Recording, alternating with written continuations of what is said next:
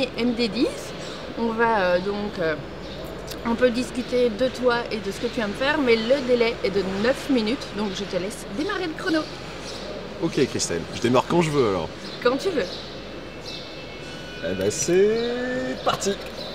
Voilà, alors ma première question elle est super simple, c'est qui tu es Vincent? Super simple, compliqué, ça fait 43 ans que je le cherche. Ce que je suis, alors j'ai fait plein de trucs, mais j'essaye d'être quelqu'un qui évite de penser en rond, et notamment dans les métiers qui sont un peu normés, et notamment celui des RH. Donc l'idée c'est d'essayer d'arrêter d'avoir des cases, de dire je fais que du recrutement, que du machin, que du truc, et d'avoir, si possible, une vision un peu plus globale que ça, et puis d'essayer de dire, poser systématiquement la question, mais pourquoi vous faites ça, et pourquoi vous le faites comme ça, et est-ce qu'on pourrait pas faire autrement, parce que j'ai l'impression que... Poil à gratter, quoi. Ouais, poil à gratter, limite urticaire, tu vois, des fois ça gratte fort. Ah, d'ailleurs, je crois qu'on vient me chercher. C'est un peu le souci. Des fois, il me laisse sortir de la clinique, mais pas tout le temps. Voilà. Donc, en espérant qu'on entende effectivement le gyrophare, sinon personne ne va rien y comprendre. Donc, je te disais qui je suis. Voilà, ça c'est ma vie professionnelle. Sinon, effectivement, dans la vraie vie, je suis exactement pareil. Voilà, on me pose beaucoup de questions tout le temps et je comprends pas pourquoi on cherche systématiquement à nous mettre entre quatre murs d'une case qui n'existe pas, ou alors je veux bien une case, mais comme l'univers, fermée mais en constante expansion. Ok, c'est cool ça. Voilà.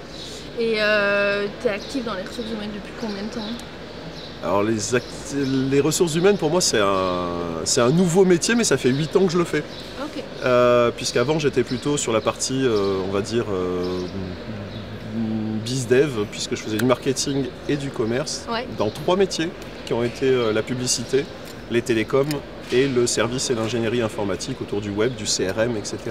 Et je suis venu d'ailleurs au RH par le CRM, curieusement, puisque ma logique c'est je travaillais en service informatique, donc pour produire il faut des gens pour faire, et je signais finalement presque trop de contrats, mais RH recrutait pas assez vite, et c'était l'avènement en France de Viaduc et de LinkedIn, et il a fallu pour faire mes objectifs que j'aille chasser des gens sur Viaduc et sur LinkedIn, et là je me suis dit mais on manque un truc avec ces nouveaux outils, ces réseaux sociaux, on manque un truc, c'est on connaît plus de choses sur nos clients grâce au CRM que sur nos collaborateurs.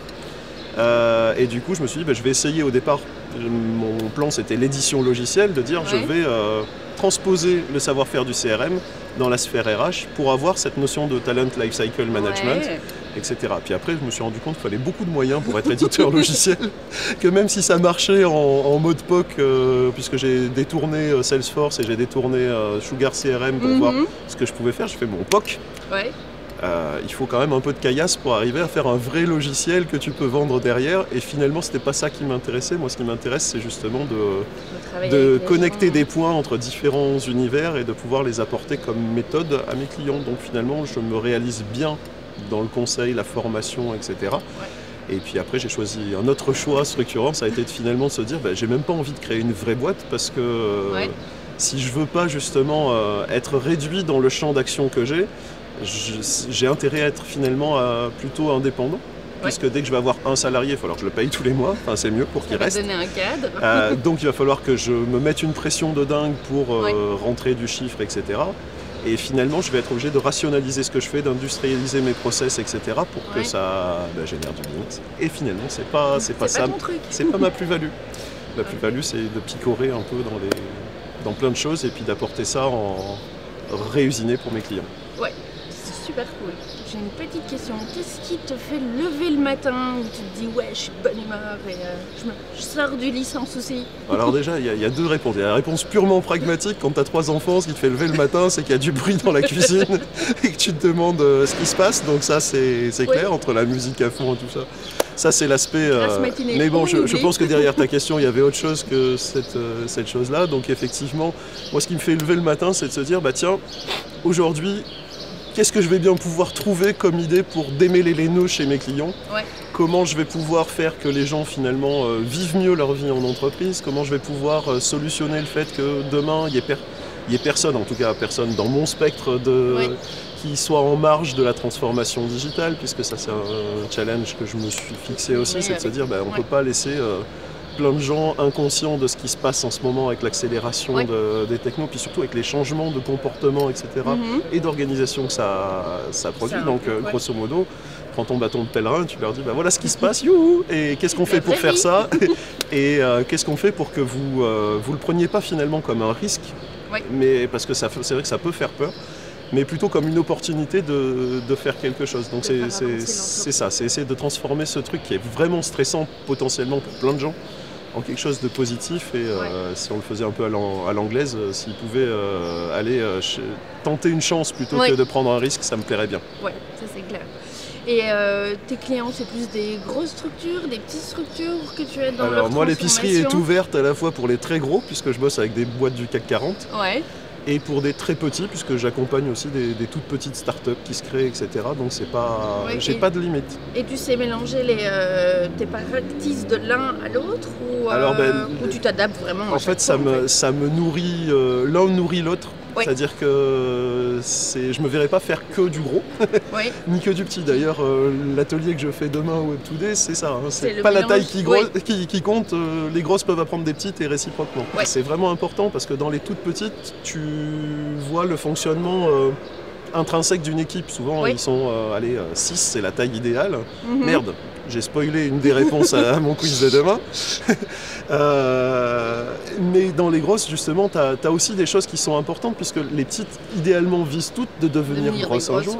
Et il y a un seuil critique autour de 150-200 personnes, où quand tu bascules, t'as beau avoir une culture super forte, un machin, un truc, au bout d'un moment, ça fonctionne plus comme au premier temps, parce que le créateur connaît plus tout le monde et que ça fait plus la magie du début. Donc comment tu fais? Comment les grosses ont réussi à transmettre une culture quand elles ont une culture forte? Comment ça se passe? C'est ça qui est intéressant, c'est de pouvoir aussi éclairer le parcours des petites. Et puis parfois prendre des grosses et les ramener vers les petites en disant revenez aux fondamentaux. Vous voyez, l'équipe, c'est un truc qui fonctionne, quoi. Et reprenez des objectifs alignés en termes d'équipe. Soyez pas à partir dans tous les sens en disant si je mets tous mes commerciaux par exemple en concurrence, ils vont faire des résultats. C'est pas vrai. C'est pas vrai. Non, c'est pas vrai. On va se le dire. Ouais, voilà, ils vont se taper sur la courge et c'est tout ce qu'on va gagner. Ouais, en effet. J'ai encore une mini question, mais elle est super importante. Je regarde le chrono. Yes, mini question. On va y répondre en mini temps. Quel est ton conseil carrière pour les gens qui nous regardent et qui nous écoutent? Alors, en 1 minute et demie, le conseil carrière que j'aurais à donner, c'est prenez jamais un poste pour ce qu'il est, mais pour ce qui vous permettra de devenir. Parce que on a tendance à penser produit fini, je trouve, dans les RH, c'est-à-dire qu'on recrute quelqu'un qui a déjà fait le même poste, etc. Et si on fait ça, finalement, on progresse jamais, on s'ouvre pas les chakras pour faire autre chose. Et je pense que dans le monde qui vient, l'apprentissage, c'est vraiment la clé. Et se dire, je prends ce poste-là parce qu'il va me permettre d'acquérir ça, et il me permettra d'accéder à autre chose derrière quand on est dans sa vie de salarié. C'est un peu la même chose que quand on est entrepreneur et qu'on se dit je vais aller prendre telle ou telle practice. Et voilà. Donc l'idée c'est ça, c'est prenez pas un poste pour ce qu'il est, mais pour ce qui vous permettra de devenir demain. Parce que ça c'est un vrai. Je me le suis toujours appliqué et franchement je ne l'ai jamais regretté. Cool. Voilà. Merci pour ton conseil et à bientôt. Et regarde, on est même dans les temps. On a même le temps de faire notre bataille de plochons alors. C'est cool. France-Belgique, c'est parti.